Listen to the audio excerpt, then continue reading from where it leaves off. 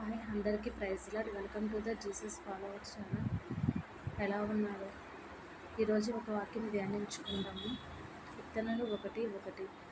దుష్టుల ఆలోచన చొప్పున నడవక, పాపను మార్గం నిలవక, అపహాసులు కూర్చున్న చోట కూర్చుండక, యెహోవా ధర్మశాస్త్రం బుద్ధి ఆనందించుచు దివారాత్మలను ధ్యానించు వారు ధన్యులు. మరి మనం దుష్టుల ఆలోచన చొప్పున నడిచేవారిలాగా ఉన్నాము. అపహాసులు కూర్చున్న చోట కూర్చునే వారిగా ఉన్నాము. మరి దేవుని సన్నిధిలో దేవుని వాక్యం ధ్యానించే వారిగా ఉన్నాము. ఎక్కువ సమయాన్ని ఎవరికి గడుపుతున్నాం? మనం ఈ లోకపరమైన వాటికి ధ్యానిస్తున్నాము, ఈ లోకపరమైన వాటికి నడుస్తున్నాము.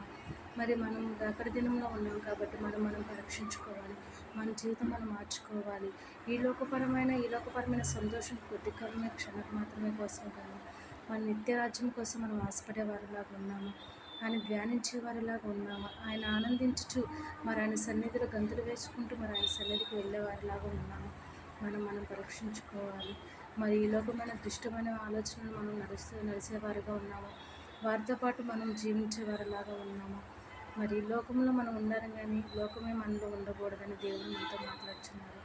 మరి మనం పరీక్షించుకుంటూ ఆయన సన్నిధిలో మనము ఆయన రాకడ వచ్చే సమయం కల్లా మనం సిద్ధపాటు కలిగి ఉండాలని, ఆయనకి మొరపెట్టిగా ఉండాలని దేవుడు మనతో మాట్లాడుతున్నారు. ఈ వాక్యం మన వినికిడిలో దీవించును గాక. ఆమేన్. అందరికీ ప్రైజ్ లార్డ్.